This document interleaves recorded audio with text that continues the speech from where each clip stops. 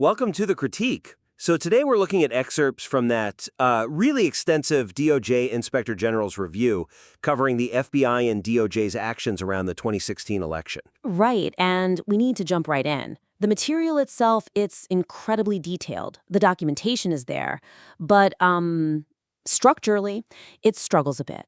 Okay. The goal here is really to take these, powerful findings from the OIG and just reorganize them, make the narrative hit harder for the reader. Okay, yeah. And one thing that seems clear, running through it all, is that even though the OIG didn't find political bias drove specific decisions, Right. they definitely found, well, frankly, a shocking lack of professionalism and some really poor judgment from key people. Exactly. And that takes us straight to our first big point, thinking about completeness and focus. Here it is. The sequencing of the OIG's findings on professionalism and judgment obscures the immediate connection between personal conduct and investigative decisions. Right, I think I see where you're headed. Let's look at that structural weakness more closely. Okay, so the report, it often isolates the really damaging stuff, the political texts, the media leaks, using personal email for work. All that. All that gets pushed into separate chapters, often like chapter 12, way at the back. And this is after the earlier chapters have already concluded that no, political bias didn't actually drive the specific decisions being examined. Details on the gross lack of professionalism, as the OIG put it. Yes. That timing, that delay, it feels like it waters down how serious those failures actually were. It sort of lessens the impact of that cloud they talked about hanging over everything. It absolutely does. I mean, the OIG itself points out that finding, that Strzok page text from August 2016, the one, the "We'll Stop Trump" text. Yeah, infamous. That text made the OIG go back and question Strzok's earlier decisions in the mid-year investigation. But that crucial piece of context, the thing that explains why everyone was so concerned in the first place, it's structurally separated from the analysis of those very decisions. Okay, but hold on. If we move that evidence, the poor judgment stuff, the cloud, if we put it earlier like you're suggesting, isn't there a risk we kind of mislead the reader, make them think the OIG did find bias was the driver, when their final conclusion was it wasn't for those specific calls? We have to respect that finding. That's a really fair point, a critical distinction. The suggestion isn't about changing the OIG's conclusion at all. It's about making the narrative stronger, but showing the link between the conduct and the need for scrutiny. Okay. We need to show the reader why this conduct raised such legitimate, urgent questions right from the start. So the idea is to strategically place that key evidence of poor judgment closer to where you discuss the decisions those individuals were making. Got it. So you establish the reason for the intense scrutiny up front. It actually builds confidence in the OIG's thoroughness, maybe. Precisely. It's not changing the finding, it's changing how the reader understands the context surrounding that finding. Okay. That makes sense. So, concretely, how would that look? Give us an example or two. Sure. So, like, when the text introduces Peter Strzok's role in, say, Chapter 5, discussing the mid-year review, Okay. it shouldn't wait until Chapter 12 to bring up the fact that he used his personal email to forward info about the draft search warrant for the Wiener laptop. Wow. Yeah. And that info seems to have been under seal. That's a huge lapse in judgment with high risk. That needs to be right there, up front, as context for his involvement. Immediately. And similarly, all those mentions of unauthorized media contacts, they're kind of scattered. Consolidate them. Draw directly on the OIG's own finding that this whole culture influenced FBI officials who were advising Comey on consequential investigative decisions in October 2016. Link the bad behavior directly to the actions being analyzed. Okay, so that's a pretty significant restructuring. You're basically front-loading the evidence of poor judgment. It really frames it less as isolated incidents and more like individual conduct that created this massive systemic mess. It did. Building on that, the systemic side, how did this lack of professionalism feed into maybe the biggest operational failure they documented, that whole delay with the Weir laptop? That's a perfect segue, because that structural, organizational failure is absolutely the next critical area. So, our second critique, this one focused on structure and flow, is The report's explicit failure to find a single consistent explanation for the month-long delay in reviewing the critical Wiener laptop emails creates an organizational ambiguity that demands sharper narrative focus. Yeah, the OIG's actual finding on that delay, what was it, between September 29th and October 26th? It's pretty staggering when you read it. It is. They literally say they did not identify a consistent or persuasive explanation for why nobody acted, even though, as they point out, basically all the facts needed for the search warrant were already known way back at the beginning of that period. Right. And yet the way the material currently presents it, it doesn't frame that inconsistency, that lack of explanation, as the core management failure it clearly was. How does it frame it now? Well, it gives you this sort of laundry list of competing, almost non-committal factors.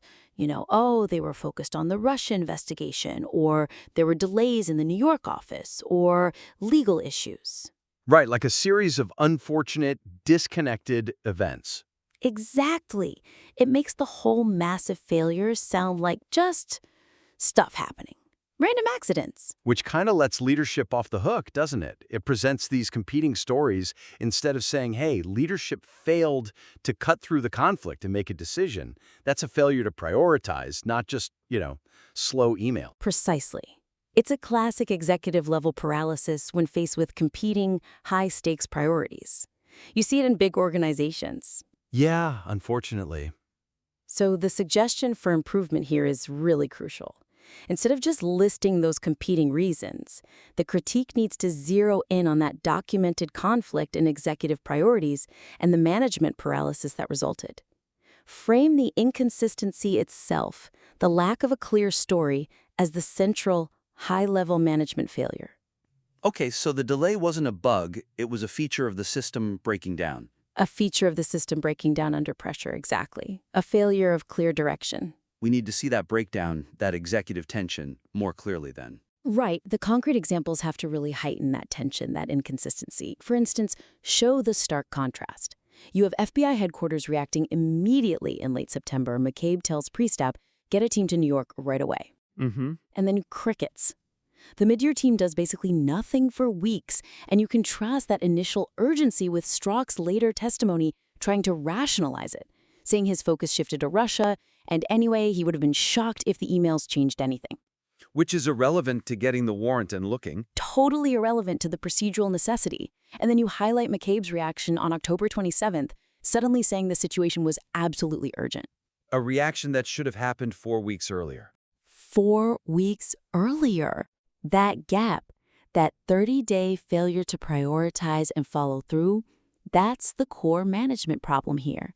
And that needs to be the structural heart of this section, not just the list of excuses. Okay, got it.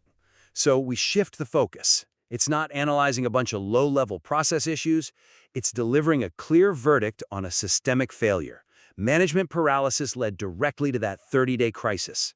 That is a much stronger narrative. It is. Now let's connect these internal problems, the individual judgment lapses, the systemic paralysis, to why this OIG document still matters so much, today. Okay. So that brings us to the third critique. This one's about significance and relevance, right? Connecting the dots to current events. Exactly. And the key recommendation is this. The material should emphasize the long-term, tangible gravity of policy and judgment failures by connecting them to recent legal developments involving key figures. Right. When the OIG report first came out, its mandate was narrow, right? Did bias affect the 2016 decisions? Yes or no? Pretty much.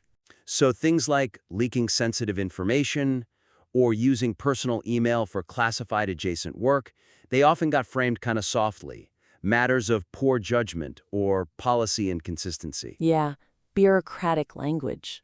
But the weakness in the material now is that it still leans on that historical, somewhat soft framing. And that just doesn't cut it anymore. It really understates the severity, especially given everything that's happened since. The political climate, the legal scrutiny surrounding the DOJ, it's intense. And that old focus feels dated now, especially because we have this huge piece of external context. The recent indictment of former Director Comey, charged September 25th, 2025, right? Lying to Congress about leaks, other things? Exactly. What the OIG might have called policy breaches back then look very different now.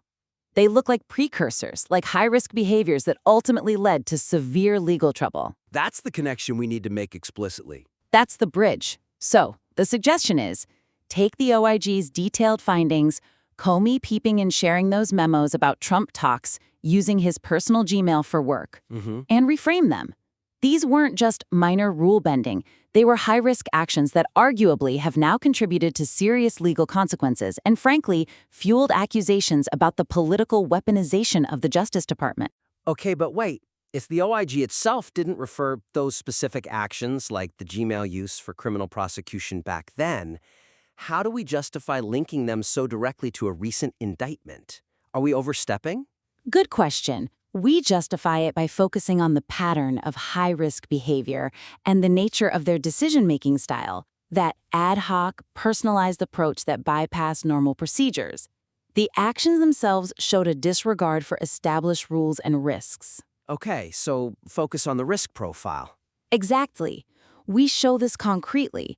You specifically cross-referenced the OIG finding about Comey's Gmail use and also struck forwarding that under seal draft warrant to his personal account. You note the OIG did refer these for internal review, highlighting the policy breach was recognized. And then connect that pattern of bypassing policy to the bigger consequences? Yes, you highlight the OIG's finding that Comey's whole reason for making that unilateral July 5th announcement. The Clinton email announcement. Right. It stemmed from his concern about corrosive doubt surrounding A.G. Lynch, especially after that tarmac meeting.